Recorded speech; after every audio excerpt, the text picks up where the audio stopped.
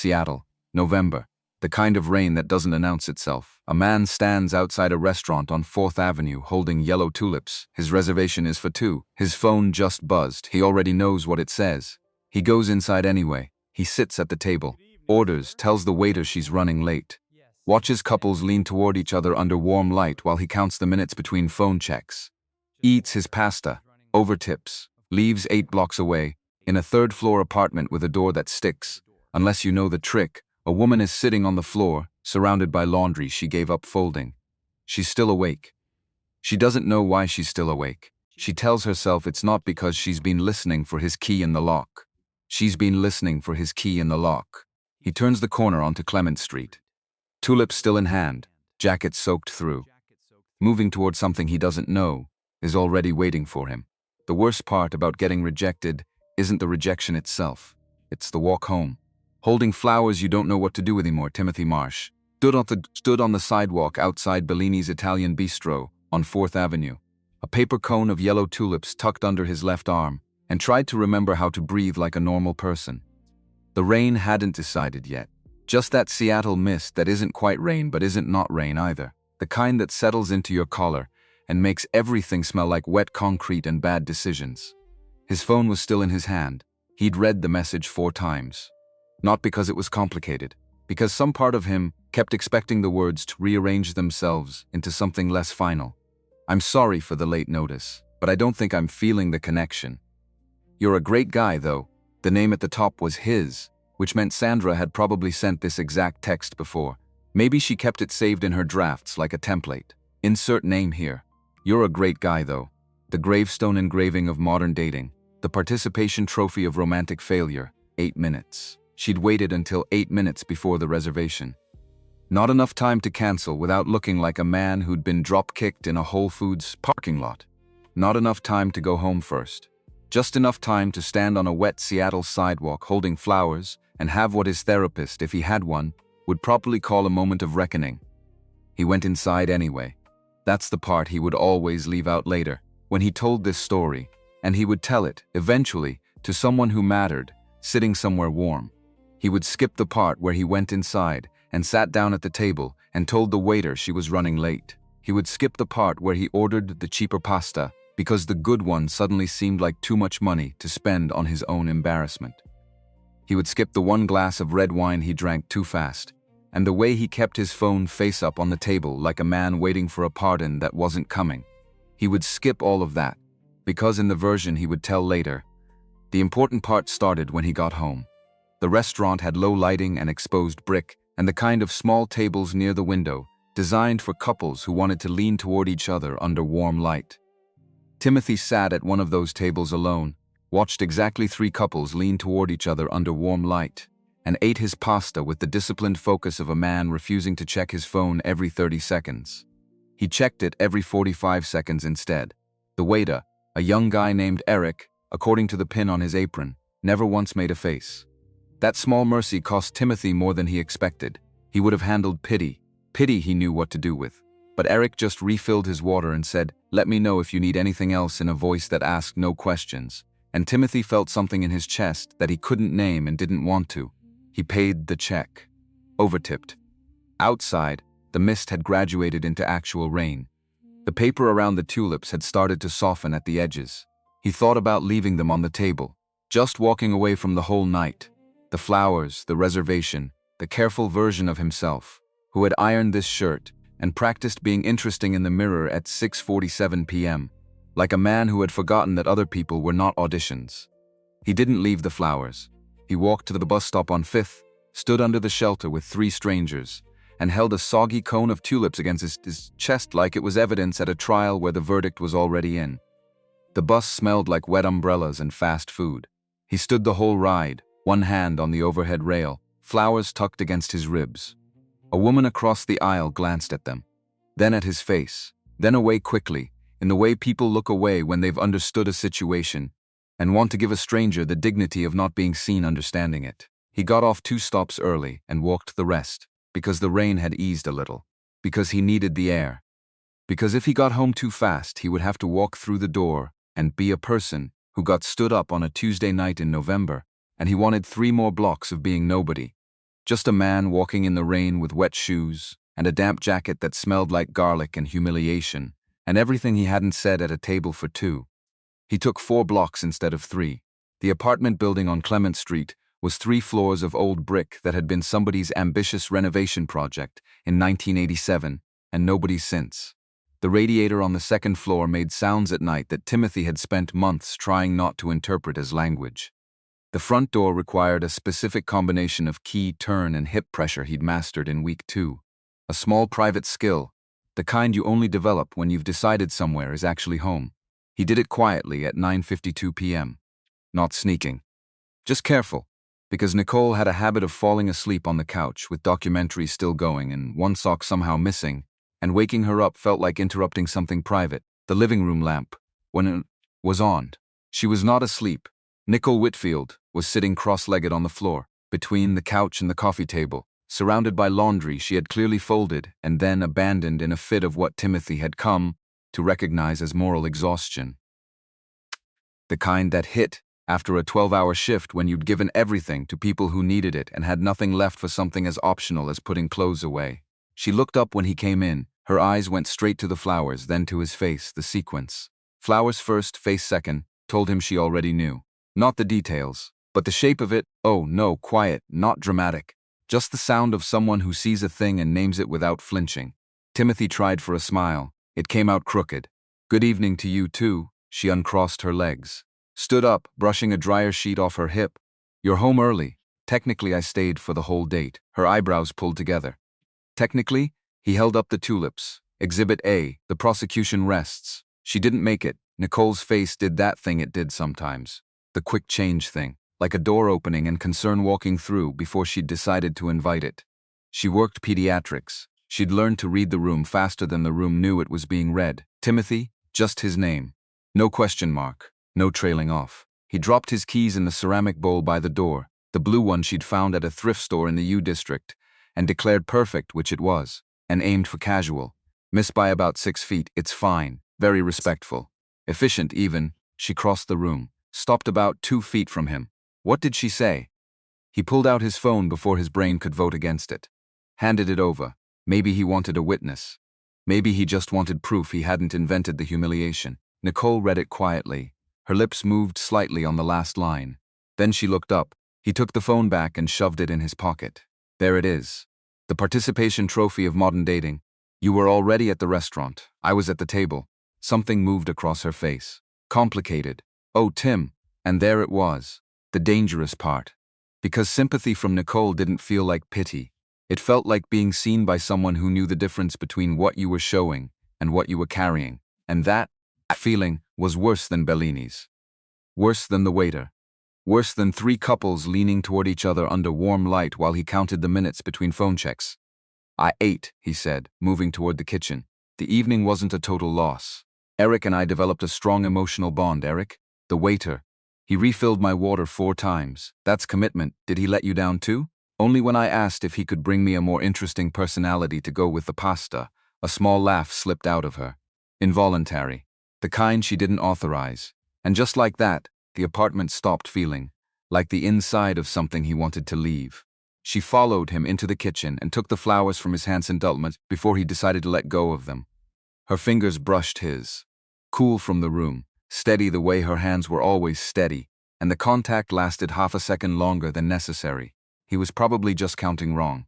She found the mason jar under the sink, filled it. Began arranging the tulips with more attention than they deserved. Those soggy, slightly bedraggled tulips that had been meant to say I am thoughtful but not intense, and instead now said something closer to I survived the evening with my dignity mostly intact. Timothy leaned against the counter. Tried not to watch her hands. He watched her hands. Nicole had capable hands. Steady hands. The kind that had once reattached a button to his coat, while simultaneously delivering a full lecture on the societal irresponsibility of a grown adult man owning exactly 1 needle and 0 thread. Hands that looked smaller than they were until you actually watched what they were doing. You didn't have to bring those home, she said. What was I supposed to do? Leave them on the table like a Victorian ghost. You could have given them to someone. I just did. She paused. The mason jar sat between them on the counter. Yellow tulips leaning slightly left, toward the window, toward the streetlight coming through the rain-streaked glass. Neither of them moved, then she smiled. Not her usual smile, the quick, sideways one she used when he said something funnier than she wanted to admit. This one was quieter, almost careful, like she'd measured the distance before taking the step. Well, she said. Thank you, the refrigerator hummed. Rain ticked against the window. The kitchen was warm and small, and smelled like the herbal tea she'd been drinking, and the faint lavender of her fabric softener, and Timothy was standing close enough to touch the sleeve of her sweatshirt if he'd been the kind of man who did things without thinking them through first. He was not that kind of man, he cleared his throat. Don't thank me. They're rejection flowers. Might be cursed. I'm not scared, no? I handle toddlers who bite for 12 hours straight. Your cursed tulips don't intimidate me, he laughed. She leaned back against the counter across from him, arms loose at her sides. Something warm in her eyes that he didn't know how to categorize, and had spent 9 months not trying to save. He reminded himself save meant, don't ruin the rent situation. Safe meant, she's your friend, your good friend, the person who checks that you ate when you're deep in inventory week, and forgets to pretend she isn't checking. Safe meant the thing you say to yourself when the alternative is complicated, and the lease is 12 months, and you've already destroyed one future by not seeing clearly enough. Save meant, stop looking at the warmth in her eyes. He looked at the counter instead. The little chip in the laminate shaped exactly like the state of Idaho. He'd noticed it 3 weeks after moving in, on a Sunday morning, when they'd been sitting across from each other with coffee, and he'd pointed at it and said, that's Idaho, and she'd leaned over to look and said, that's not Idaho. Idaho's wider at the top, and they'd argued about the shape of Idaho for 11 minutes in a way that had felt, for reasons he still hadn't examined, like the most comfortable 11 minutes of his recent life. So, she said.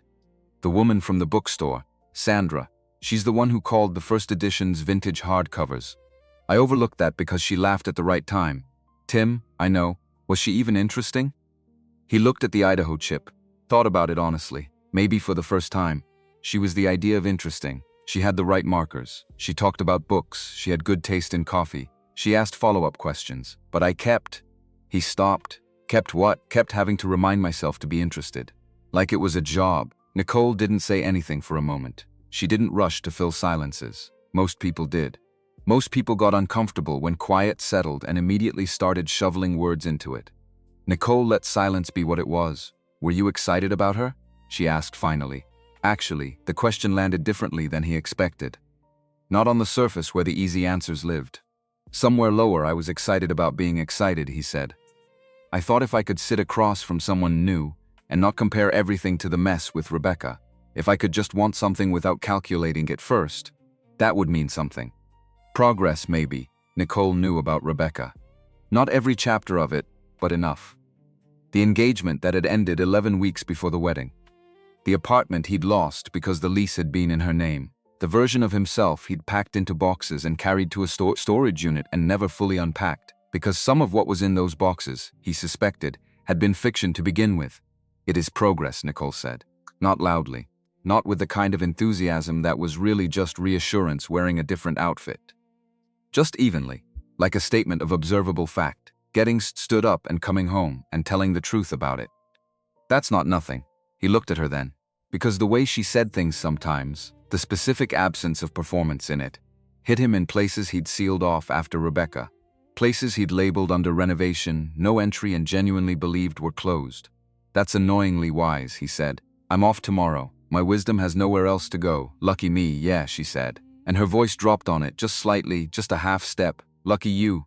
The rain got heavier against the kitchen window. Nicole looked at the tulips, then back at him. Did you actually want to go on that date? Or did you want to go? Strange question, simple one, he thought about it. Really thought, the way he'd been avoiding all evening. I thought I did. I thought if I could feel it, feel the possibility of it, that would mean I was ready. Ready for what? To not be the man who still flinches when someone asks about the wedding. She absorbed that, didn't flinch from it the way most people did, the way people moved quickly past anything that required them to sit with someone else's hurt. Nicole just held it, like it was something worth holding. You don't flinch as much as you think, she said. You can't know that. I've watched you for 9 months, Timothy. I know where you tighten up, she said it simply. Not like a confession, like pointing at Idaho on the counter. That's Idaho. Just a thing she'd noticed and was naming. He cleared his throat. I should probably change out of my rejected man costume. She didn't move. He was almost at the hallway when she said it. Timothy, he stopped. Something in the way she said it. Not dry, not amused, not the Nicole voice that meant you left a dish in the sink again, made him turn around. She was standing at the edge of the kitchen. Both hands gripped the counter behind her, fingers curled over the edge.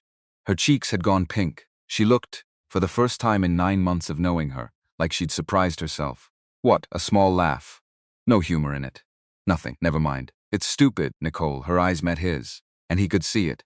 Whatever she'd been about to say, she was currently in a full internal war about whether to say it, and the war was close, and neither side was winning by much. What? He said again. Quita. She let go of the counter, looked down, looked up.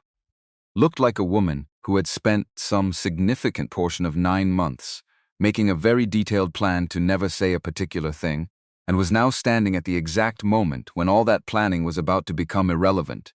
I wouldn't have turned you down. 6 words, the kitchen went completely still. Timothy stood in the hallway with one shoulder against the doorframe and tried to determine whether he had actually heard what he thought he'd heard, or whether 2 glasses of wine and an emotionally turbulent bus ride had started producing auditory hallucinations in the form of things he had absolutely, definitely, under no circumstances been hoping to hear. The refrigerator was still humming. The rain was still there. Nicole was still standing at the edge of the kitchen with pink cheeks, and her hands now pressed flat against the counter like she needed something solid. She looked like she wished she could reach into the air and pull the sentence back. What? He said. Not eloquently. She closed her eyes. Please don't make me repeat that. I'm not trying to make you. Then why aren't you saying anything? I'm trying to establish whether my brain added something. Her eyes opened. What would your brain add? Wishful thinking, apparently. Something shifted in her face, not dramatically. Just a small adjustment, like a lens finding focus. The pink in her cheeks deepened. She straightened slightly, which he'd learned meant she was deciding something, committing to a direction. I meant it the way it sounded, she said. The hallway had never felt like 6 feet before. He took one step toward her, stopped himself, took stock of the situation with what remained of his functional brain. They lived together. 12 feet of hallway between their bedroom doors. One decent frying pan between them. A lease with both their names on it. 9 months of careful, comfortable, genuinely wonderful coexistence that he would not blow up because he was emotionally compromised from a Tuesday rejection, and she was saying something that... She was still looking at him. He crossed the kitchen, not all the way. He stopped on the other side of the counter island. His hands found the back of a chair. Held it, Nicole. I know, she said. We live together. I was present when I moved in. If this gets weird, yes, I know. I also know that weird is already here, Timothy, because you're standing there smelling like garlic and heartbreak, and I'm standing here having apparently lost the ability to keep my thoughts inside my face. He almost laughed. Let out a breath instead. Did you mean it? He stopped. Tried again. As a friend. Morally. Like you would have given me a chance out of basic human decency. She looked at him for a long moment. I'm giving you exits, he said. Take one if you want. The careful thing. The measured thing. The thing that had kept 9 months of shared space comfortable and uncomplicated. It moved aside. Just slightly. Just enough. I don't want an exit, she said. And the refrigerator hummed. And the rain came down. And Timothy Marsh stood in his own kitchen at 10 o'clock on a Tuesday in November, gripped tight on the back of a chair, realizing that the thing he'd been calling safe for 9 months had never actually been about safety at all. It had been about fear, which, it turned out, was considerably different. The thing about fear was that it wore good disguises. Timothy had spent 3 years thinking the thing he felt around Nicole was contentment. Comfortable. Easy. The relief of finding a living situation that worked, a person he genuinely liked, a daily routine that didn't require performance. After Rebecca, after the implosion of the person he'd been performing for 2 years before the engagement and 11 months after it, he'd been so deeply, bone-tiredly grateful for anything that didn't require him to be on that he'd called it friendship and stopped examining it. That was the lie, or not exactly a lie. More like a true thing he'd been reading wrong. I didn't plan to say it, Nicole said. Her voice had changed, lower, more careful, like she was picking her way across ice. For the record, I had a whole plan to not say it. Very thorough. Involved a lot of looking at the ceiling when you came out of the bathroom. His brain short-circuited on a specific image. He filed it under Do Not Process right now. I'm moving out, she said, covering her face with both hands. No, he said. Too fast. No hesitation, no thought, just the word, clean and immediate, the way you reached for something you were about to lose. She lowered her hands slowly, looked at him from across the counter.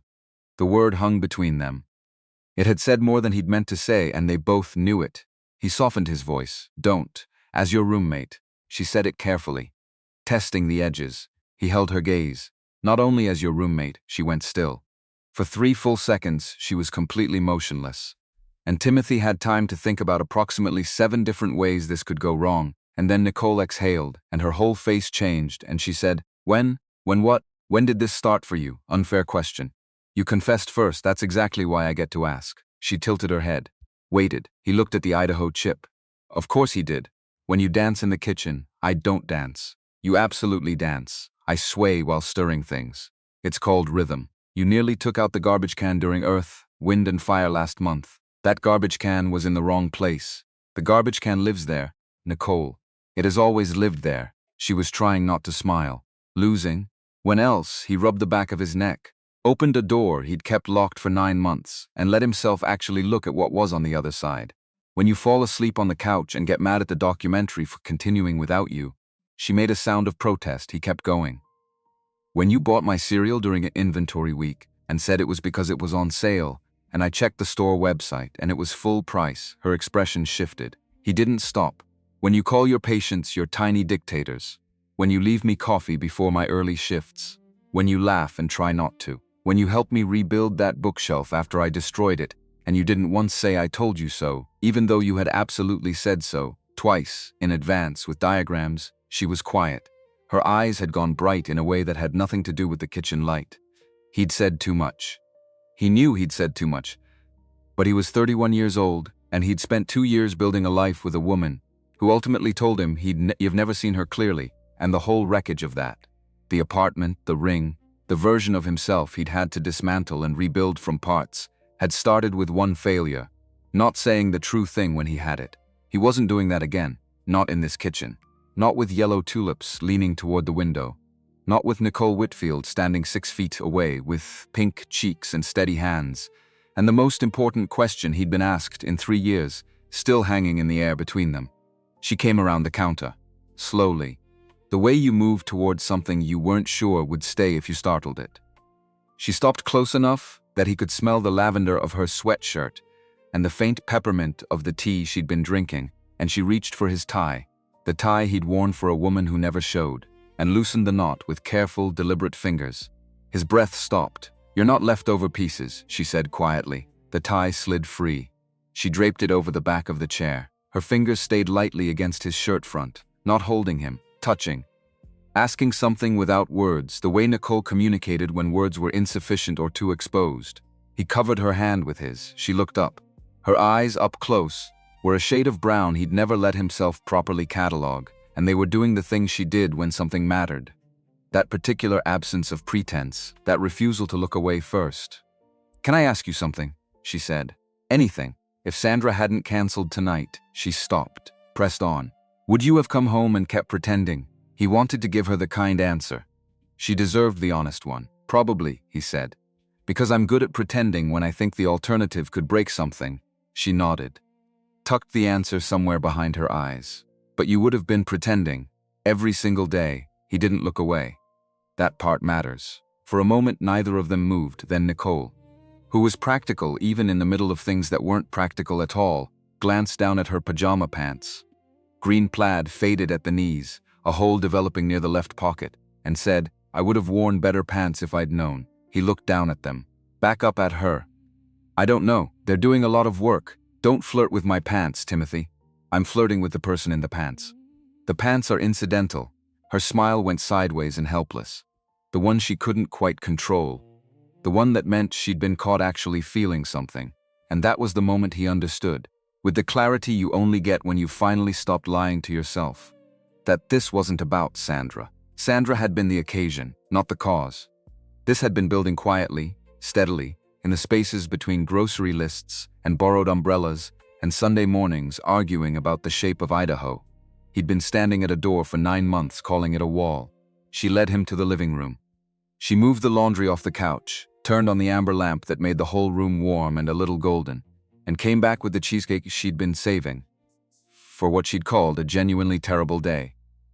Set it on the coffee table, went back for tea, came back, sat on the couch, patted the cushion next to her in a way that was simultaneously businesslike and completely devastating. "A do-over," she said, "right here. You answer my questions, I'll answer yours. And we'll see if this evening can be salvaged." He looked at the space next to her. The cheesecake, the lamp, the laundry she'd piled carefully to one side. He moved before fear could catch up with him, sat down. She was close enough that her knee almost touched his. Those 6 inches had never felt quite like this before. Ceremonial. Like a border that both of them could see. "Tell me about yourself," she said. "Straight-faced, Nicole, humor me," he exhaled. "I'm 31. I sell books to people who believe purchasing them counts as reading them. I make excellent scrambled eggs. I once cried during a dog food commercial, the one with the golden retriever." He had a whole backstory. "Green flag," she said, completely serious. "The crying? The eggs. I've been eating your eggs for 9 months. Those were roommate eggs," he said. "These would be different." She turned toward him slightly.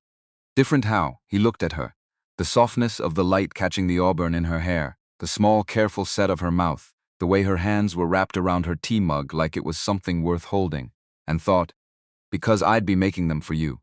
Not for a person who happens to live here.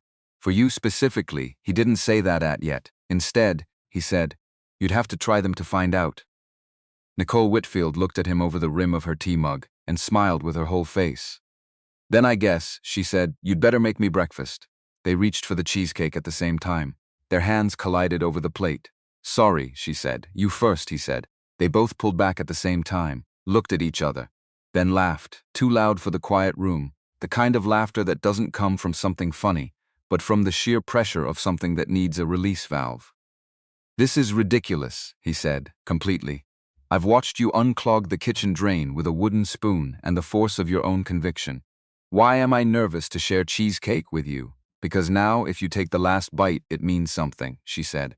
"Everything means something on a date, Tim. Is that what this is?" She looked at him directly. No hedging. "You tell me." He picked up the fork, cut a clean bite from the center, not too big, not too careful, lifted it toward her. The space between them compressed to just a fork with cheesecake on it, and her eyes watching his face. She leaned forward and took the bite. Her lips closed around the fork. The room went somewhere he couldn't follow for a moment, and when he came back the fork was empty, and she was sitting back looking at him with an expression he was fairly certain his nervous system was not equipped to handle at full voltage. He set the fork down. "Okay," he said. "Okay," she said. The word had different weights now. He felt his. She turned her mug between her palms. A quiet habit, something she did when she was processing. "Can I confess something else?" she said.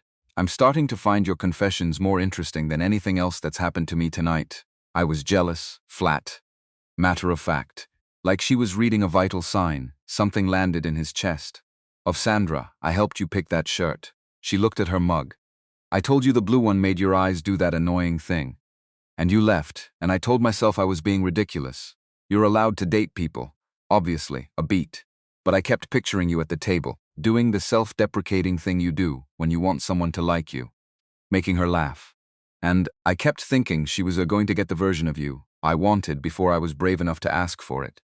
The apartment was so quiet he could hear the refrigerator making its slightly concerning sound. He turned toward her fully. "I think about you," he said, not performing it, just saying it the way he'd learned to say true things. Quietly, directly, without extra packaging. More than makes sense. More than I let myself acknowledge. He kept his eyes on hers. "I think about telling you when something good happens before I think about telling anyone else. I think about whether you ate on long shifts. I think about the way you explain things. How you find the actual center of something complicated and just point at it. A beat. I think about kissing you when you're yelling at the toaster." She laughed. Shaky and involuntary and real. "The toaster deserves it." "I know." His thumb traced once across her knuckles. "I didn't let myself want this because I was afraid I was still broken from Rebecca. I didn't want you to be the person I used to prove I could function again. You mattered too much for that." Her eyes went bright. She blinked once.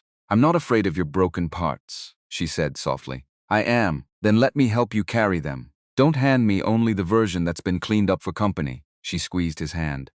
"I've been living with you for 9 months, Timothy. I've seen the 6 a.m. insomnia version, and the 3-day inventory week version, and the version that watches dog food commercials and cries about narrative arcs. I know what I'm asking for. He looked at her for a long moment. Can I kiss you? He said. Her answer was immediate, unhesitating. Yes. He leaned in slowly, gave them both the space to change their minds. Neither of them did. The first touch was soft, almost tentative, a question more than an answer. And then Nicole made a small sound somewhere in her throat and kissed him back. And the question got answered with considerable clarity.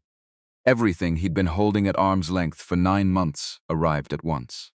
The warmth of her hand in his, the weight of her leaning toward him rather than away.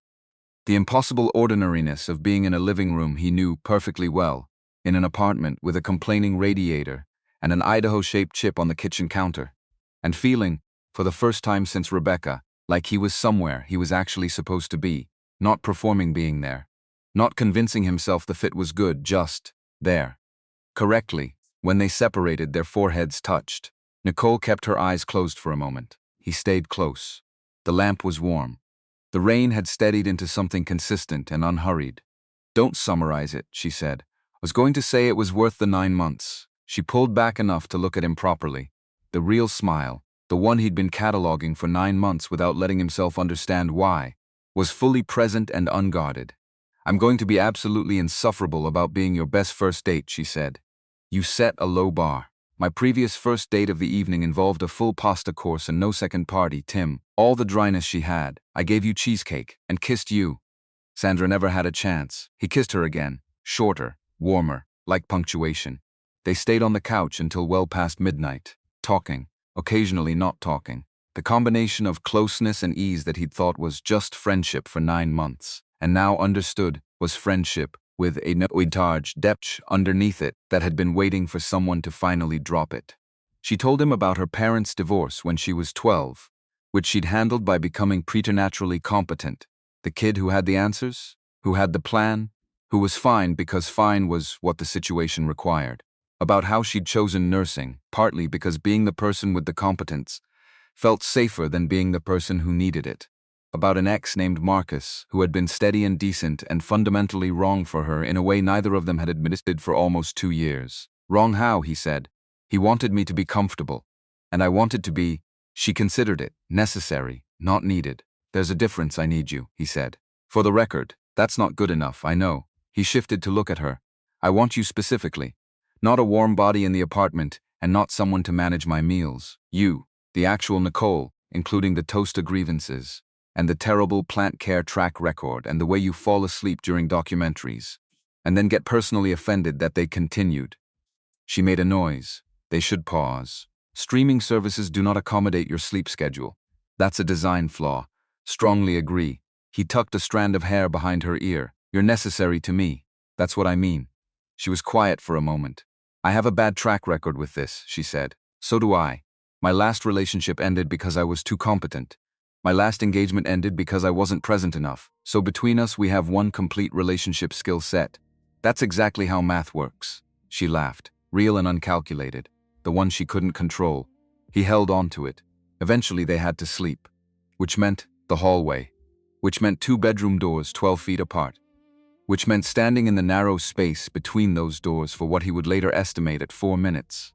Holding hands, neither of them willing to manufacture the reason to let go. This is ridiculous, she said, completely. We're adults, arguably. I'm 12 feet away. I'm aware of the floor plan, Nicole. The hallway was dark except for the light from the living room lamp still on around the corner. Her face in that half-light had the quality of something he wanted to keep very precisely in his memory. She rose onto her toes and kissed him once more. Soft, no urgency. The kind of kiss that was complete in itself. Good night, Timothy. Good night, Nicole. She disappeared into her room. The door clicked shut. His phone buzzed, still not pretending. He stood in the dark hallway in his worn t-shirt, smiling at his phone like a man who had absolutely nothing to be embarrassed about and was going to be embarrassed about it anyway. Me neither. He went to bed. He didn't sleep for a while. Not from anxiety.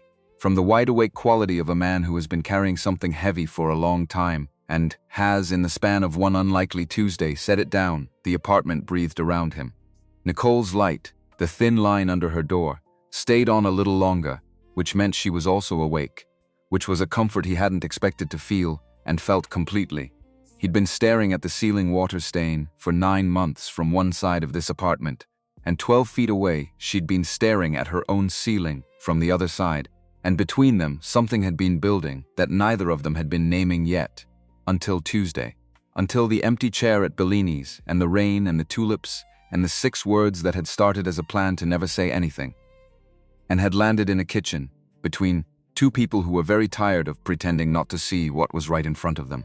He closed his eyes. Necessary, not needed. There's a difference.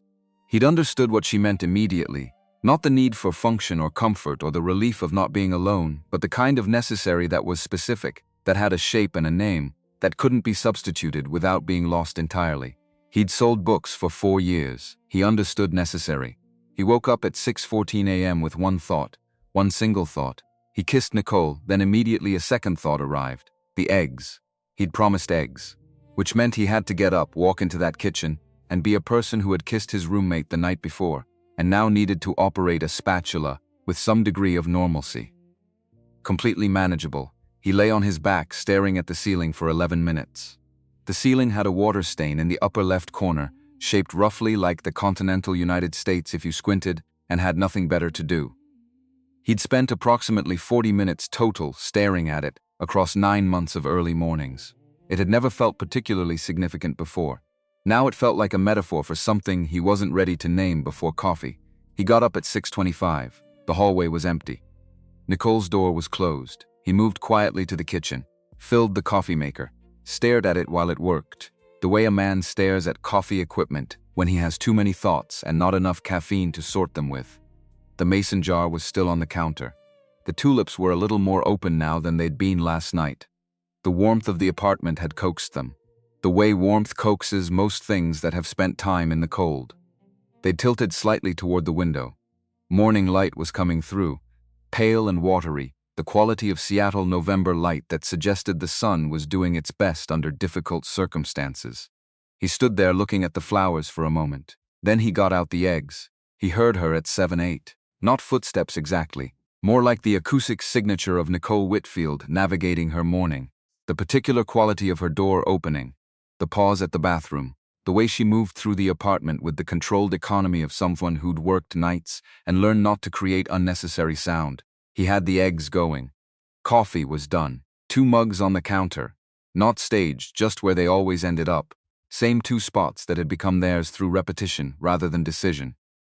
She appeared in the kitchen doorway, old sweatshirt. Hair piled in the arrangement that happened when she slept on it wet. Yesterday's mascara doing something complicated under her eyes that he was completely confident she didn't know about. She looked at him. He looked at her. The room held the weight of last night between them. Just for a second. Just long enough to confirm it had actually happened. "You're already making eggs," she said. "I made a promise. I didn't think you'd actually." She stopped. "You're up at 6:25. On your day off. The eggs don't know it's my day off." He turned back to the pan. "Coffee's ready." She moved to the counter, wrapped both hands around a mug. He heard the small sound she made when coffee was hot enough and strong enough, which was a sound he'd catalogued somewhere around month 2 without understanding why it had registered. Timothy, the way she said his name. Not the careful version from last night. This was morning Nicole, Quieter. The version that existed before the day required her to be anything in particular. "Yeah," he said. "Are we being weird?" He thought about lying.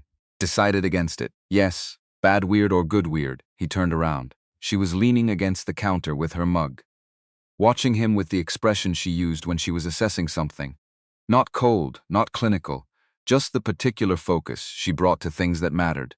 He crossed the kitchen. Didn't think about it, just moved. Set his spatula on the counter, walked the 6 feet between them, and stopped in front of her close enough that she had to tip her chin up slightly to keep looking at his face, her breath caught, just once.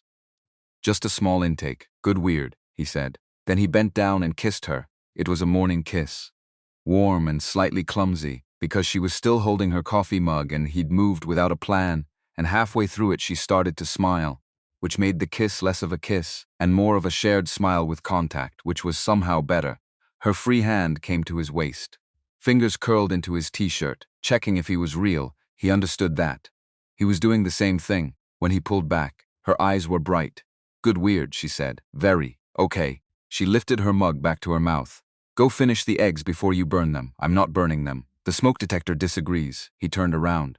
The eggs were not burning. They were, however, very close to the threshold of no return. He got there in time. She stole shredded cheese from the bowl while he plated.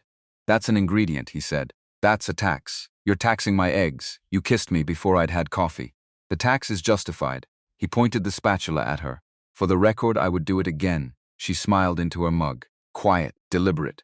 The kind of smile that had somewhere to be. For the record, she said, I'd let you. The eggs nearly burned a second time. They ate at the small table by the window, knees occasionally bumping underneath. Because the table was designed for one person, and they'd always sat across from each other anyway, everything was the same. Everything was completely different. The apartment hadn't changed. The table hadn't changed. The Idaho chip on the counter was still Idaho. The radiator was still making its Wednesday morning noises. All of it was exactly as it had been last night before everything shifted. Except now he wasn't pretending. That was the only difference. And the weight of not pretending, the simple, staggering lightness of it, was something he didn't have a ready category for. Nicole traced the rim of her mug with one finger. The loose, comfortable quiet they'd built over 9 months settling back around them.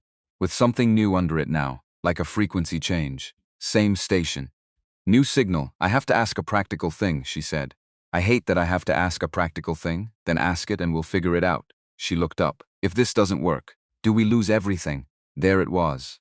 The question that lived under all the warmth of last night. He wanted to promise her they wouldn't. Wanted to say they were too careful, too honest, too fundamentally good at being in the same space to ever curdle it. He'd been 30 years old and engaged once. He knew that love didn't come with a guarantee. I don't want to lose you, he said. That's not an answer, I know. He put his hand on the table, palm up. She looked at it for a moment before placing hers in it. I can't promise we won't get scared.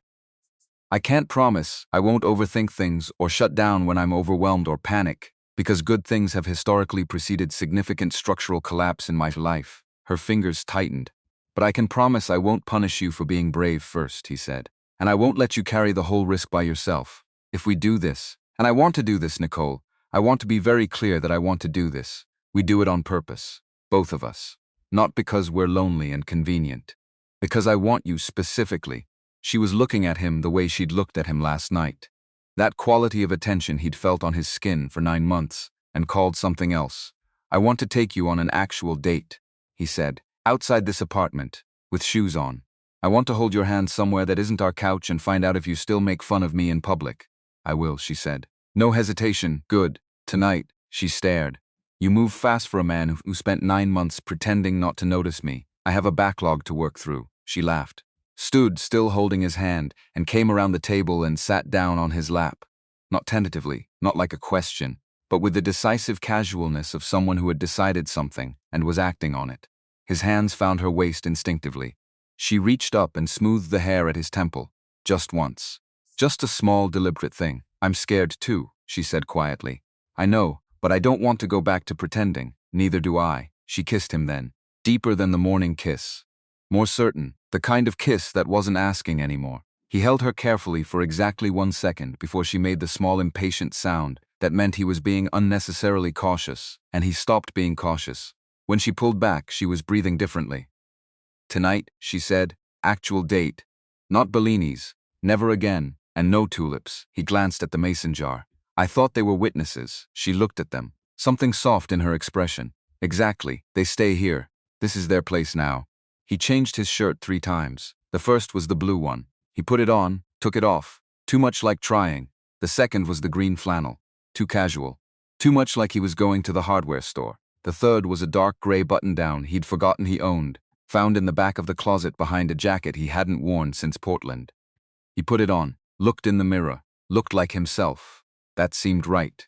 He was sitting on the couch at 6:53 p.m. trying to appear as though he had not spent the last 20 minutes in a shirt-related crisis when Nicole's door opened. She was wearing a green dress he had never seen before.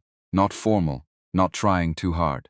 Just a soft, dark green that made him think of the kind of autumn evening when the light goes gold right before dark. Simple sleeves. A cardigan over it that she was still settling onto her shoulders as she came down the hall. Dark boots, hair down. She saw him looking and her chin came up half an inch. That bad? That unfair, he said. Her cheeks went pink. She looked down, smoothing the front of the cardigan.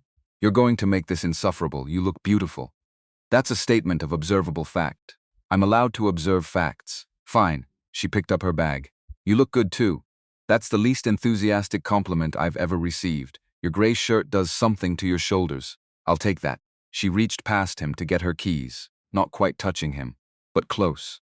He caught the cedar and vanilla that had lived in his nervous system since approximately month 3 under the label Nicole's perfume, do not engage. Then she held the door open. Come on, Marsh.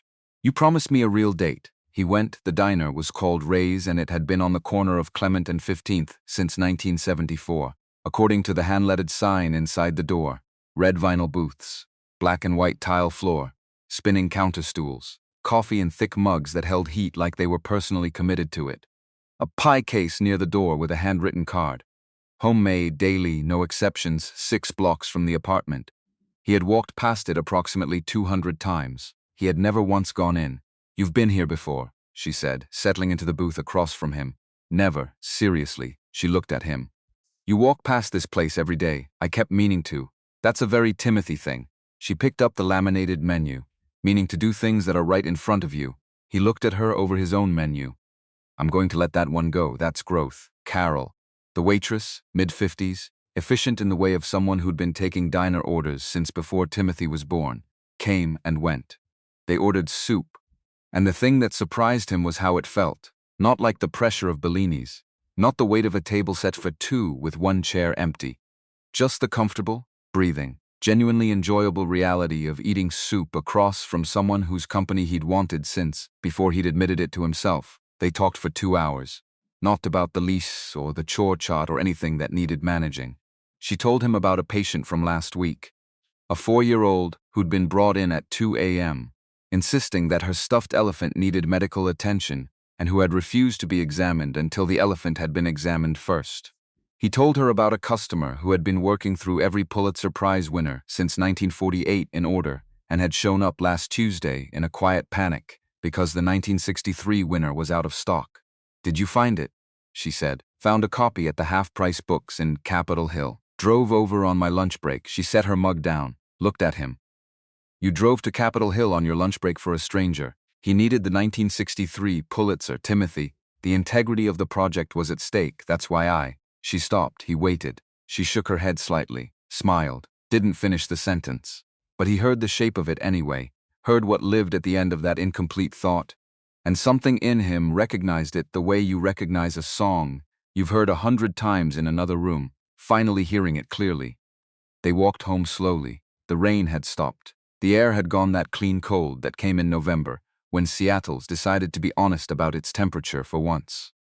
At the corner of Clement and 12th, 2 blocks from home, she hooked her pinky around his. He looked down at their hands. She kept looking straight ahead. Don't make it a whole thing. I'm not making it anything. You have the face again. My face is completely. Tim. He stopped walking. She stopped too. He turned toward her on the sidewalk, under the amber light of the corner street lamp, and he took her hand properly. Turned it and laced his fingers through hers, the way he'd wanted to for. He wasn't going to count how long. He was a reasonable man and some numbers were not worth arriving at. She looked at their hands, then at him. There, he said. There, she agreed, just as quietly. Back at the apartment, she stopped in the middle of the living room and turned around. Her cardigan was slightly damp at the shoulders from the walk. Her earrings caught the light when she moved.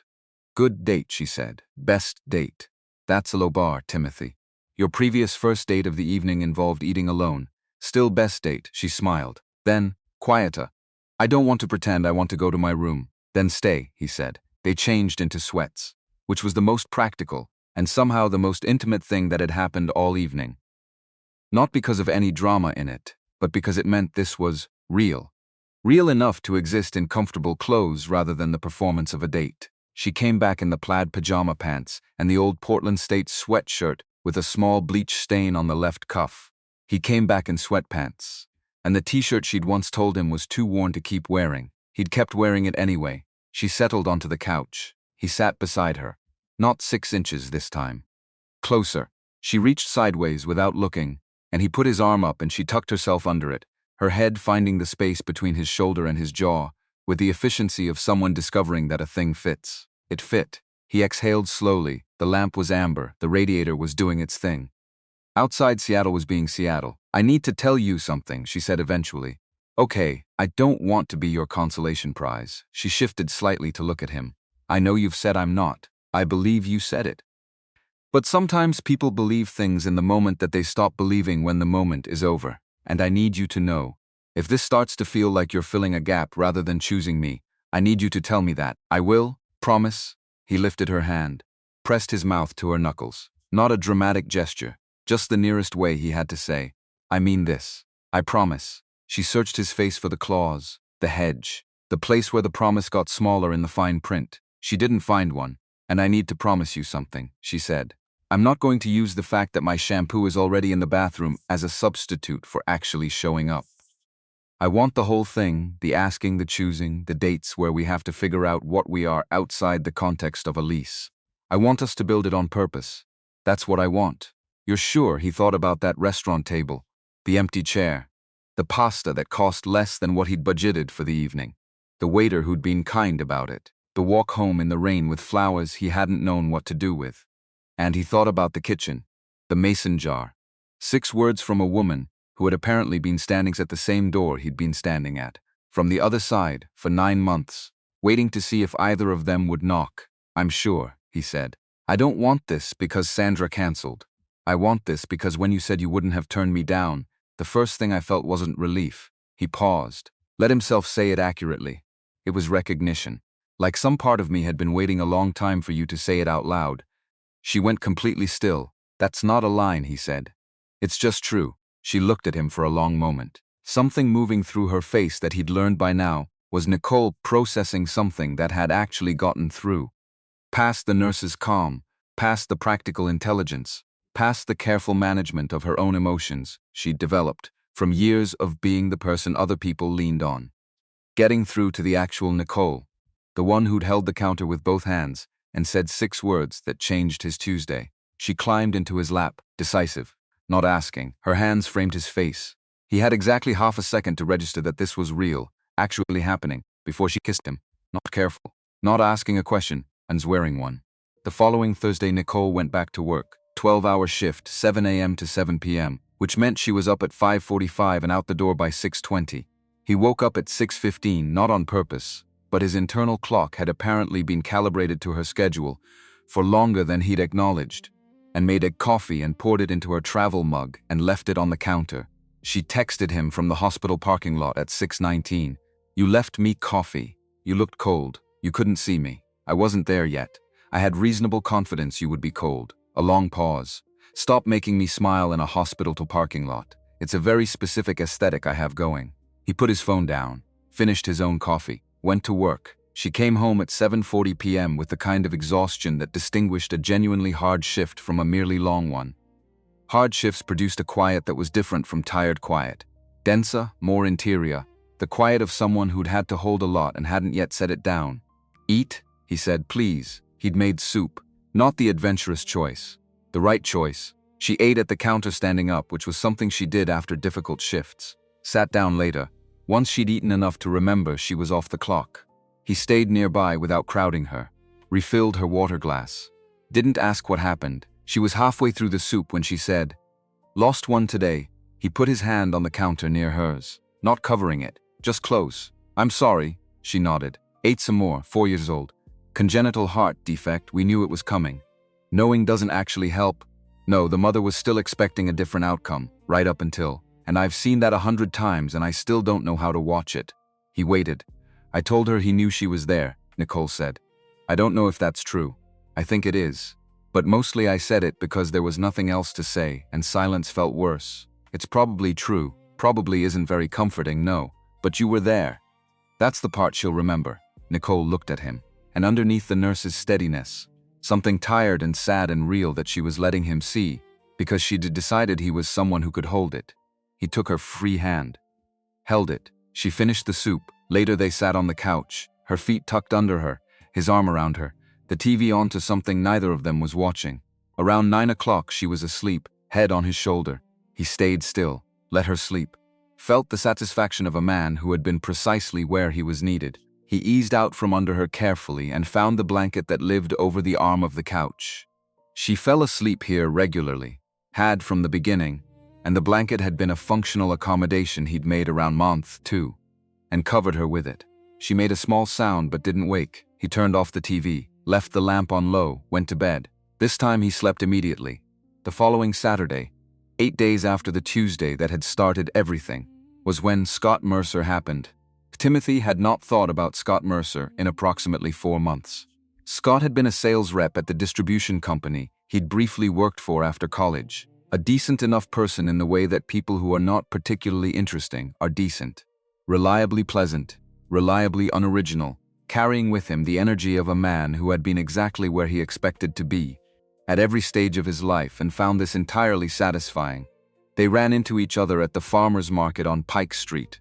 Timothy was there for the honey from the vendor near the north entrance, in Nicole's considered and frequently stated opinion, the only honey worth using.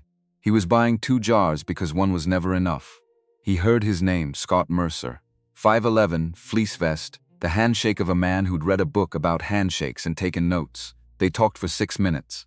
Scott covered his job, his new apartment in South Lake Union, a trip to Colorado in the fall, and then, with the casual precision of someone working up to it, glanced past Timothy's left shoulder. "Is that your roommate?" Timothy turned. Nicole was at a booth 3 vendors down in a red jacket, talking to the woman who sold the winter squash. "Nicole, yeah," Timothy said. "Huh." Scott watched her for a moment. "Are you two?" "We're together," Timothy said. Seal, no hesitation. The first time he'd said it out loud to anyone outside the apartment, and it arrived with a clarity that surprised him. Scott looked at him, then at Nicole, then back. "Huh. What? Nothing, just..." Scott did the casual but not casual thing. "Isn't she your roommate? Like you've been living together. So this is it actual dating? Or is it more like you got comfortable and then, we're together?" Timothy said again, equally simply. Closing the door, Scott raised both hands. "Hey, no judgment. You went through a lot with Rebecca. I guess I'm wondering if you're sure it's not easier to stay with someone you already live with than to actually..." Scott stopped. "We're together," Timothy said. A third time. Not aggressive. Just true. "Have a good Saturday." He walked toward Nicole. She was finishing her conversation when he reached her. She handed him one of her bags. Automatic, the gesture of 2 people who had learned each other's rhythms, and then looked at his face. "What happened to your face?" she said. "I ran into someone I used to work with." She looked past him. Scott Mercer was departing in the direction of his fleece vest and his South Lake Union apartment. "What did he say?" she said. He exhaled. "He asked if this was actual dating or if we just got comfortable." Quiet. She adjusted the strap of her bag, thought about whether to be annoyed on his behalf or practical or something else. "What did you say?" she said. "I said, we're together." "How many times?" 3. A corner of her mouth moved. Not quite a smile yet. Did it help, saying it out loud? Yes. He looked at her, considerably, reached over and took the bag back from him. "Good," she said, "because we are." She moved toward the next booth on the list. Didn't look back. "Also, you got the honey, 2 jars, good. 1 is never enough." He didn't tell her about the rest of what Scott had said until that night. Because that was the thing about Tuesday Timothy. The one who'd said probably, "Because I'm a coward." He was trying not to be that person anymore. Not performing the okay version, saying the thing. He said it at 9:30 p.m., sitting on the kitchen floor. He wasn't sure how they'd ended up on the kitchen floor. It had started as a conversation at the table and migrated downward by degrees. His back against the cabinet under the sink, her back against the cabinet opposite, the length of the kitchen between them. Not hostile distance. Thinking distance. "He made me wonder," Timothy said. She waited. "Not about us." "About me," he looked at the floor. "About whether I know the difference between choosing you and choosing not being alone. After Rebecca. After losing the apartment and the version of myself that had that plan. I spent a long time being grateful just to be stable. And I need to know the difference." "Do you?" she said finally. "Yeah, how? Because when Rebecca left, the first thing I felt..." He paused, found the precise truth of it. "The first thing I felt was something close to relief. Relief that I wouldn't disappoint her anymore. Relief that the performance could stop." He raised his eyes to hers. "When I think about losing you, what I feel is completely different. It's not relief-shaped at all. It's the feeling of something going missing that doesn't have a replacement." She held his gaze, steady. "Taking the measure of it, that's the difference," she said. "Yeah." She moved across the kitchen floor. Not dramatic, not rushing, just crossing the distance because it needed crossing, and sat beside him, back against the same cabinet, shoulder touching his. "I know you see me," she said. "You know how I know? How 3 weeks ago I stopped eating lunch on shift. For a week. Not intentionally, I just kept running short on time, and by the time I had a window I wasn't hungry." She paused. "You noticed. You didn't ask about it. You didn't make it a conversation. You just started leaving crackers and an apple by the door every morning so I'd have something to grab." Her shoulder pressed slightly harder against his. "You didn't do that for a person-shaped space in your apartment. You did that for me." He hadn't thought she'd noticed the crackers. Of course she'd noticed the crackers. "I see you," he said. Not a reassurance, a statement of fact. "Not who I want you to be. You, the toaster and the documentary grievances, and the way you cry exactly once after the hardest shifts, and then don't mention it again." He turned his head to look at her. "You, specifically." She looked back at him. The mason jar on the counter had new tulips.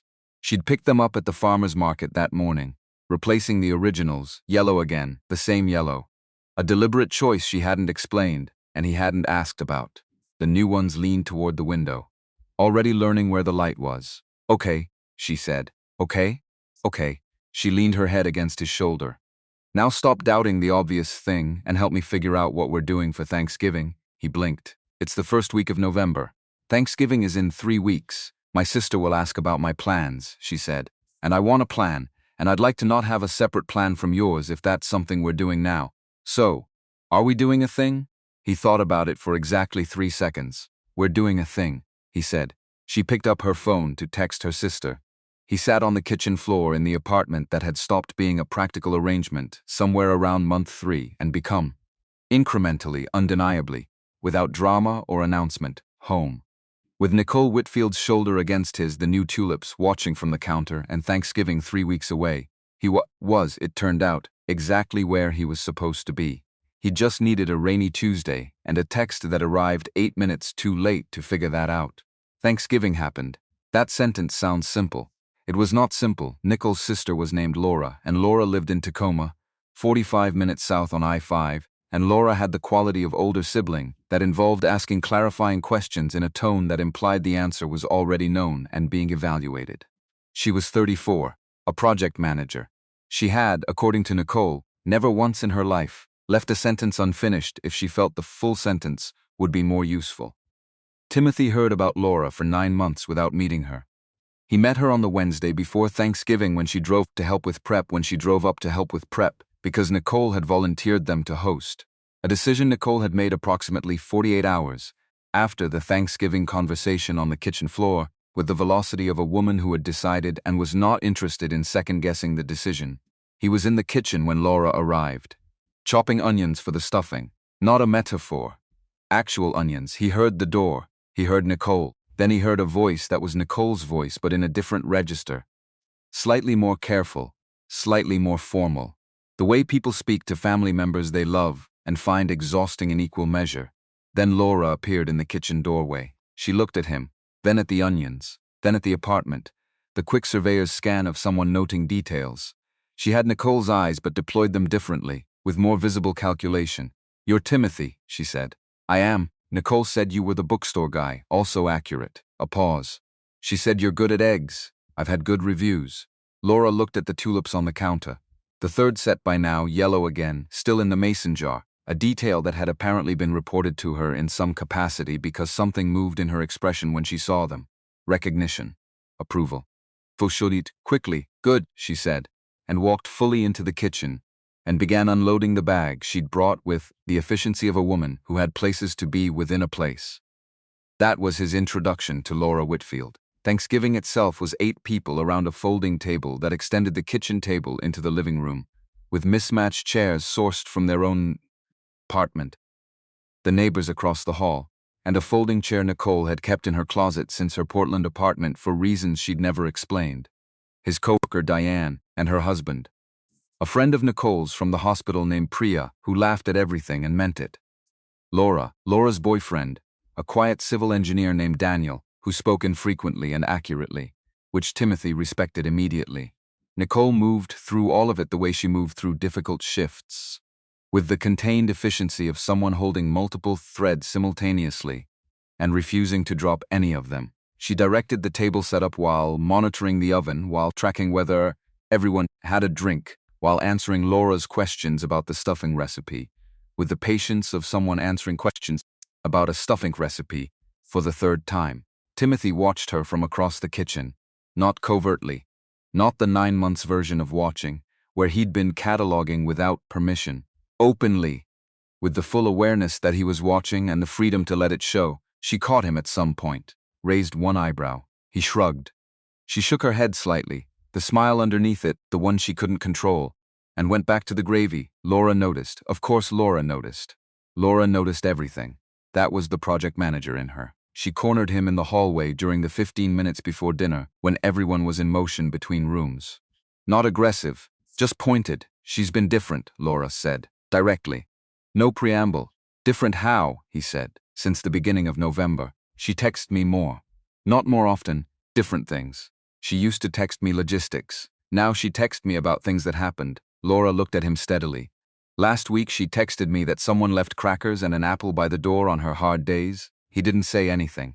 She didn't say who, Laura said. She didn't have to, quiet. She hasn't been light like this since before Marcus, Laura said. Maybe before that, a beat. I don't say this as a threat. I say it as data. She doesn't let herself be light easily. It costs her something, another beat. So, he said. Laura studied him for one more second, then nodded. The single decisive nod of a project manager closing an agenda item. Good, she said, and walked back to the living room. Dinner was loud and warm, and ran 2 hours over the estimated timeline. Diane told the story of how she and her husband had met at a parking lot in 1987, and made everyone at the table understand that most romantic origin stories were simply conflicts that went a different direction. Daniel, the civil engineer, said 4 things the whole evening, but each of them was precise enough to be worth waiting for. Priya laughed. Laura assessed. Nicole's hand found his under the table at some point during the second hour, and just stayed there. He did the dishes, not alone. Daniel helped. They stood at the sink in the comfortable quiet of 2 men who didn't need to fill silence, working through the stack methodically, and Daniel said exactly one personal thing the whole time. She was alone for a long time before you, not accusatory, not warning. Just a fact offered plainly by a man who communicated in the currency of observable data. I know, Timothy said. Good, Daniel said, and handed him a pan to dry. That was the end of that. December arrived with the Seattle personality of a month that had decided not to pretend about the temperature anymore. Cold and clear in the mornings. Dark by 4:30. The kind of weather that made the inside of things feel more significant. The warmth of a room, the amber of a lamp, the fact of not being alone. He and Nicole built December around each other without announcing they were doing it. Her schedule was unpredictable. Pediatric nursing in winter was not a gentle occupation. Cold and flu season, the particular cruelty of children getting sick at Christmas. Parents arriving at 2 a.m. with the terror of people who had not anticipated that small bodies were fragile. She came home some nights with the dense quiet of a hard shift, and some nights with the lighter exhaustion of a long but manageable one. And he had learned the difference well enough to calibrate. Hard shift, soup, low lamp, no questions, proximity without demand. Long shift, she wanted to talk. She wanted to process. She wanted to sit across from someone and report what had happened and have it received by a person who would neither catastrophize it nor minimize it. He was good at receiving things. She told him that once, directly, with the simplicity she brought to observations that mattered to her. You receive things well. You don't try to fix them or reframe them. You just hold them. She'd been quiet for a moment after saying it. That's harder to find than people think. He thought about that for days, because it was something he hadn't known about himself. He'd spent 3 years since Rebecca cataloging his failures. The not seeing, the performing, the building of a future around a person he'd loved but not known. And in that inventory he'd missed some things. He hadn't listed receiving as a skill, but she'd named it, and now he knew he had it. That was the thing about being actually seen by someone. You discovered parts of yourself you hadn't been able to locate from the inside. He started leaving the coffee earlier on hard weeks. Not a big gesture. Just coffee, travel mug, counter, 6:15 a.m., every day of a hard run, regardless of whether she remembered to ask. She noticed. She always noticed. She just didn't always say so, and he had learned to read that as its own form of acknowledgement. The Nicole version of "I see what you're doing and it matters" was the way she looked at the mug on her way out the door. Not surprised anymore, just registering it. The way you register a thing that has become reliable. He was trying to be reliable. Not the performing reliability way he'd managed with Rebecca, the surface version, the showing up on the right days with the right things, the actual version. The kind that came from paying attention and acting on what you noticed and not needing credit for it. She was rereading a book in the second week of December when he came home to find her on the couch at 8 o'clock on a Tuesday, the amber lamp, the book held slightly too close. Bad week, he said. Not a question, 2-year-old with meningitis, she said. Not looking up from the book, he's going to be fine. It was close, a beat. It was very close. He went to the kitchen, made tea, brought it out, set it on the table next to her without interrupting her page. Sat at the far end of the couch, not hovering, available. She read for another 40 minutes. He read too. They existed in parallel. The lamp, the tea getting cool, the sound of pages turning at different intervals. When she set her book down, she said, "You know what I thought about in the car on the way home?" "What?" "That you'd have tea ready." She looked at him. "I thought about it at the end of the shift when I was so tired I couldn't feel my feet. And I thought, Timothy will have tea ready, and that was enough." She paused. "Just that. Just knowing he held that. Is that what it is?" He said. "When it's right." She considered it. "I think so. I think it's when the thought of someone makes the hard things smaller. Not gone. Just smaller." He thought about the crackers. About all the small, sustained things that added up over time to a life built with intention rather than accident. "Yeah," he said. "That's what it is." Christmas was 3 days at his parents' house in Spokane. 6 hours east on I-90 through the Cascades, where the snow got real and stayed real. Not the Seattle version that threatened and retreated, but the Eastern Washington version that committed. He'd told his mother about Nicole in early December.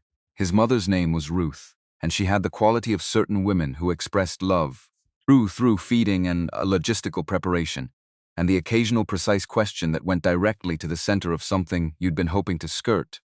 "Is she good for you?" Ruth had asked. "Yes, are you good for her?" The pause there, the honest pause. "I'm trying to be." Ruth had been quiet for a moment. "That's the right answer," she'd said. "Bring her." Nicole had met the suggestion with characteristic directness. "Your parents' house. For Christmas, a beat. That's a significant move, Timothy. I know your mother will be. She'll be Ruth," he said. "Which means she'll feed you constantly and ask you one pointed question that goes straight to something you'd rather not discuss, and then never mention it again." "What's the pointed and question she asked you?" "Whether I was good for you." Quiet. "What did you say?" She said. "That I was trying to be." She looked at him for a long moment. "I'll pack Thursday night." They drove out on the 23rd. 6 hours through the mountains with coffee in the cup holder and the radio on a station that gradually lost its Seattle character and became something more country and western as the eastern plateau opened up. Snow on the ground from Ellensburg east. Real snow. The committed kind. Nicole had never been to eastern Washington. She watched the landscape change through the passenger window, with the focused attention she brought to unfamiliar things. Not performing interest, genuinely rearranging her picture of the state she'd lived in for 3 years. "It's flat," she said, "somewhere around Moses Lake. The west side has topographical opinions," he said. "The east side doesn't bother. I like it." He glanced at her. Profile. The red jacket she'd worn to the farmer's market. Her coffee cooling in her hand because she always forgot to drink it while she was looking at things. He thought about the first time he'd driven this stretch. After Rebecca. Moving boxes from Spokane to Seattle, the engagement over, the future he'd been building, dismantled to its components. He'd been driving west, toward something new and unformed, and the flat eastern landscape had felt like it was watching him leave without judgment. Now he was driving east, bringing something back. He didn't say any of that. Just drove. She fell asleep somewhere around Ritzville, her head finding the window, her coffee finally abandoned in the cup holder. He turned the radio down. Drove the last hour in quiet. Snow country going by outside. Nicole asleep in the passenger seat with complete trust in his ability to get them there. That was a thing, the trust of someone sleeping in your car. He'd had it before. Passengers who fell asleep. It wasn't unprecedented, but this was different. This was her. And the difference was total. Ruth met them at the door. She was 62. Silver hair, practical cut. The face of a woman who had spent 30 years as an elementary school librarian and developed, through professional necessity, an accurate, rapid assessment of character. She looked at Nicole for exactly 3 seconds, then she held out her hand. "I'm Ruth. Come in before you freeze." She led them inside, took their coats, directed them toward the kitchen, where something smelled like cinnamon and the warmth of a house that had been cooking since morning. Timothy's father, Gerald, was in the living room watching the Weather Channel with the focused attention of a man who had decided to respect weather as an opponent. He was 64, retired from the post office 2 years ago, still figuring out what retired people were supposed to do with their mornings. He shook Timothy's hand, then turned to Nicole. "I hear you're a nurse, pediatrics," she said. "Tough work, good work." Gerald nodded. Apparently this was sufficient. He turned back to the Weather Channel. Kathy caught Nicole's eye over his father's shoulder. She had the expression of someone who had just been offered something unexpectedly easy after preparing for something hard. He smiled. She shook her head slightly, the involuntary smile thing, and followed Ruth to the kitchen. Ruth's pointed question arrived on Christmas Eve. They were in the kitchen after dinner, the men in the living room. Nicole was drying dishes. Ruth was washing. He was in the living room with Gerald, also watching the Weather Channel, apparently a household commitment, when he heard the sounds of the conversation shift. Not the words, the tones. Ruth's voice measured and direct, Nicole's voice pausing, then steady, then something that might have been a laugh. Short and real. He didn't go check, he trusted it. 20 minutes later, Nicole came back with 2 glasses of wine and sat next to him on the couch, her leg against his. "What did she ask you?" he said quietly. "She asked if I thought you were ready." He felt the question land somewhere tender. "What did you say?" "I said I thought you'd been ready for a while. That you'd just been waiting to be sure you weren't repeating something." Nicole looked at her wine. She said that sounded like him, and she smiled when she said it, like it was a thing she recognized, a beat. "Then she asked if I was ready, and I said yes." She looked at him, direct, uncomplicated. The Nicole version of "I mean this." Without the pause, he put his hand over hers. Gerald said something to the television about a low-pressure system moving in from the coast. Ruth came in with cookies.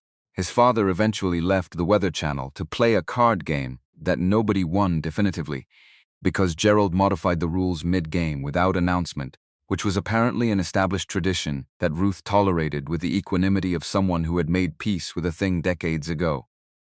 Nicole caught on to Gerald's rule modifications around the third hand, and began making her own adjustments preemptively, which resulted in Gerald looking at her with something approaching respect. "She cheats back," he told Timothy, as though this was a significant character reference. "I'm aware," Timothy said. "Good," Gerald said, and modified another rule: January cold. The particular Seattle gray that settled in after New Year's and committed to February. The bookstore was slower, post-holiday inventory, the returns and the remainder sorting. Timothy liked January in the store. The quieter pace, the chance to read between customers, the way the place felt more like itself without the seasonal traffic. Nicole picked up extra shifts. January was not slow in pediatrics. She came home on more evenings with the dense quiet, and he had soup ready more often, and the crackers never stopped. He did not mind the hard parts. That was the thing he understood about it now. He did not mind the hard parts. Not because they weren't hard, but because the hard parts were real. They were the actual texture of a life shared with a person who had a demanding, necessary job and a full self and history and weight. Minding the hard parts would have meant wanting a version of Nicole that was edited for comfort. He didn't want that version. They had their first real fight in late January, not about anything important. That was the thing about first real fights. The subject rarely matched the stakes. The subject was the heat. Nicole ran warm. Timothy ran cold. These facts had always been true and had always required accommodation. But the accommodation system, he set it to 66 at night. She turned it to 69 at 3 a.m. on cold nights. He turned it back in the morning. They never discussed it. Had been built for roommates, not for 2 people who were now occasionally waking up in the same bed. The fight started at 7 a.m. on a Saturday when he came back to bed after coffee, and she was awake and had opinions about the fact that he'd turned the thermostat down on his way back. "It was 69, she said. "I was warm. You're always warm after coffee." "It's 69 degrees, Nicole. It's January, in Seattle. Not in Minnesota. I'm cold. You have 4 blankets. That's not the same thing as ambient temperature, Timothy. Ambient temperature is." "I know what ambient temperature is." She sat up. He sat down. And the thing about the thermostat fight was that it wasn't about the thermostat. It was about the fact that this was the first genuinely irritated conversation they'd had since everything changed. And neither of them had a map for it yet. He knew it wasn't about the thermostat. She probably knew it too. They were both talking about the thermostat anyway. I'm not asking you to be uncomfortable, she said. I'm asking for 68, and it's been fine for 9 months. We weren't. She stopped. Something moved through her face. It's different now. A beat. Yes, he said. Quieter. It is. They looked at each other across the Saturday morning bed. 67, he said. 68, 67 and a half. That's not a number the thermostat has. I'll round up at night. You round down in the morning. She looked at him for a moment. That's extremely reasonable, she said, in a tone that suggested she'd been prepared for it not to be reasonable and had not yet fully updated. I'm a reasonable person, he said. You set it to 66. I set it to 66 at 7 a.m. in January, as one data point in a longer pattern of being a reasonable person. She pressed her lips together. He could see the involuntary smile trying to get out. She was losing the battle. This is a very mature conversation about heating. We're very mature people. We absolutely are not. We're trying to be. She grabbed a pillow and put it over her face and made a sound that was half frustration and half law. He lay back down. She put the pillow down. They were quiet for a moment. I hate that you were reasonable, she said. I know. I had a whole position prepared. I'm sure it was thorough. It involved a chart, a temperature chart, of the last 3 weeks. With annotations, he turned his head to look at her. She was looking at the ceiling. He could see the corner of her mouth. Nicole, yeah. You made a 3-week temperature chart for an argument. I made it before I knew it was going to be an argument.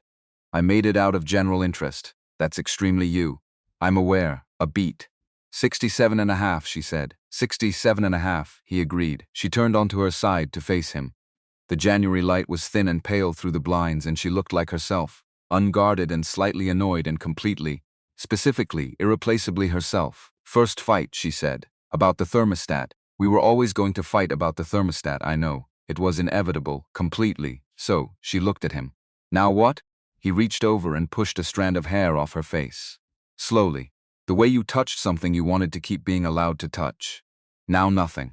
Now we've had the thermostat fight and we know what it feels like, and we know we can get through it, and we set it to 67 and a half, and we keep going. She watched his face. That's it? That's it? No aftermath? No aftermath. She was quiet for a moment, processing the idea that conflict didn't require a rebuilding period. That the work of getting back to normal could simply be deciding to be normal. Huh, she said. Yeah, okay, she settled. Her head found the space on his shoulder. 67 and a half, every day, he said. From now until we renegotiate, she laughed. Short and real. Pressed it into his shoulder. He held her with the ease of a man who had stopped monitoring how tightly he was allowed to hold on. February brought rain, and then more rain, and then a week of ice that shut down half the city with the specific Seattle drama of a place that had not adequately prepared for winter, despite winter arriving on schedule every year. The bookstore was closed for 2 days. Nicole's hospital was not closed for anything. She got there and back via the ingenuity of a woman who had grown up in Tacoma and knew how to navigate roads the city had given up on. He tracked her commute on the ice days with the vigilance of a man who understood he was not allowed to be anxious about it out loud, and chose instead to be anxious about it quietly and have soup operational at various temperature levels, depending on estimated arrival time. She texted from the parking lot each evening. Always the same 2 words. Made it. He texted back. Good. Soup's hot. He didn't say. I thought about you the whole drive. He didn't say. I checked the road conditions 4 times. He didn't say. The apartment feels like a waiting room when you're out in weather like this. He said. Soup's hot. She said. You're going to turn me into a person who relies on things. He said. Too late. She sent back a single period, which he had learned was Nicole's way of communicating a thing that was too true and too important for her to make a joke about. Just a period. Just yes. Just received. He saved that text. Not consciously, he just didn't delete it. And later, going through his phone for unrelated reasons, he found it. And the period sat there looking like everything it had meant to say. The lease renewal arrived on a Friday in March, yellow envelope. Clement Street Property Management printed in the upper left corner. He found it in the mailbox on his way back from the store, tucked between a credit card offer and a furniture catalog, addressed to a previous tenant. He held it for a moment, stood in the lobby with the yellow envelope, and felt the weight of a document that was, on its surface, entirely administrative. 1 year. He'd been in this apartment for 1 year in April. Nicole had moved in 9 months ago. They'd spent 6 of those months being what they'd called safe, and 4 months being what they actually were. He took the envelope upstairs. Nicole was home. Post-shift, the lighter version. She'd changed out of scrubs into the Portland State sweatshirt, the sounds of her doing something in the kitchen reaching him before he opened the door. She was making coffee. 10 p.m. She did this on late shift weeks when her schedule had inverted and her body had not fully agreed with the inversion. He set the envelope on the table. She saw it. Read the return address. Looked up. Her face did several things in sequence. Recognition, then something cautious, then the expression she wore when she was deciding whether to let him see that she was feeling something. She let him see it. Lease renewal, he said. I see that. Timothy, the dry version of his name. The one that meant, I know what it is. Proceed to the actual point. He sat down at the table. The same table where they'd eaten eggs the morning after. The same Idaho chip on the counter, catching the kitchen light. She poured her coffee, leaned against the counter in the way she sometimes did when she needed to be standing to think. Do you want to open it? She said. I thought we'd open it together. She set down her coffee. Crossed to the table, sat across from him. He slid the envelope toward her. She slid it back. He opened it. 2 pages. Standard renewal language. 12-month term. Signature lines at the bottom for both listed tenants. Both listed tenants, the apartment had always been both their names. From the beginning, when Nicole had signed on as a co-tenant because the owner had required it, because a single bookstore manager's income had not been sufficient on its own. Both names on the lease. Both names on the mailbox placard. Timothy Marsh, Nicole Whitfield. Those names had meant something administrative for 9 months. They meant something different now. He looked at the signature line, then at her. She was already looking at him. The nurse's face was off. This was just Nicole. The unguarded version, the one he'd been accumulating evidence of for months. The one that let him see the full range of what was moving behind her eyes. Still want to live with me, he said. Not a big question. Except it was the biggest question. Because it contained the other questions. All of them. The whole architecture of what they'd been building. Compressed into 8 words and 2 people sitting at a kitchen table at 10 o'clock on a Friday in March, as your roommate, she said carefully, testing the edges of it the way she had before. The same exchange, the callback they both recognized. He reached into the junk drawer, the 3rd drawer from the left, the one where everything without a specific home ended up, and found a pen. The black one. Put it on the table between them. As my girlfriend, he said. She looked at the pen, looked at him. He held her gaze. Didn't qualify it. Didn't wrap it in anything softer. Just said the thing he meant, plainly, the way she'd taught him to by doing it herself, over and over, in 100 small declarative sentences, over the course of a life they'd been building in the same 1,200 square feet. She picked up the pen. She signed. He took the pen. Signed below her name. The 2 signatures sat side by side on the page. Timothy Marsh. Nicole Whitfield.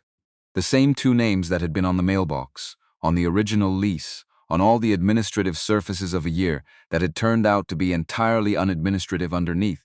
Neither of them said anything for a moment. The refrigerator hummed. March rain tapped at the window. The tulips, a new set, 4th or 5th by now, always yellow, always the mason jar, leaned toward the window with the confidence of things that knew where the light was. Okay, she said. Okay, he said. She stood up, came around the table and held out her hand. Palm up, fingers open, the gesture of someone who was done with the symbolic distance of sitting across from each other. He took it. She pulled him up from the chair. I want to tell you something, she said. Okay, I've moved 4 times in 6 years. Seattle, Tacoma, back to Seattle, this apartment. She looked at their hands. Every time I moved, I told myself the next place would be temporary too. Just until something more permanent came along. She raised her eyes to his. I stopped thinking about this place as temporary around month 4. He said nothing. Just listened. I didn't tell myself why, she said. I just noticed that I'd stopped looking at apartment listings and stopped calculating what I'd do if the lease ended. I just stopped planning the exit, a beat. I didn't let myself look at why until November. November, he said. Tuesday. November. A man came home with tulips. The rain on the window. The refrigerator. The amber lamp she'd turned on when she came home. Same lamp, same corner. Same warm circle of light they'd been sitting inside for months, without stopping to name how much they'd needed it. I want to stay, she said. Not because of the lease. Because this is home. Her fingers pressed against his. Your home. This apartment is 400 square feet under our actual minimum, and the door handle is loose and the radiator is having some kind of ongoing personal crisis. And it's home.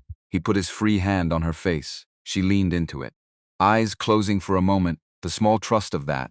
The same way she'd tilted into the first kiss on the couch in November. Not falling. Just choosing. Choosing to lean. I want to stay too, he said.